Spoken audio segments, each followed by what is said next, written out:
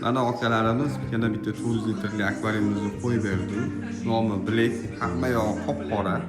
Ichlarini ham chiroyli qilib berdi, baliqlarni ham solib berdi. Akamiz onalariga Ramazonni birinchi kuniga sovg'a qildilar. Mana shunaqa oshxonalarda shunday o'tirib, shu yerda choylar ichib, og'iz yoqib, og'iz ochadigan paytida tomosha qilib, onalar duo qilib o'tiradi, xudo xolisa. Mana atmosfera bemalol mana ko'plarga ham o'rnatib, hamma sharoitlari bor.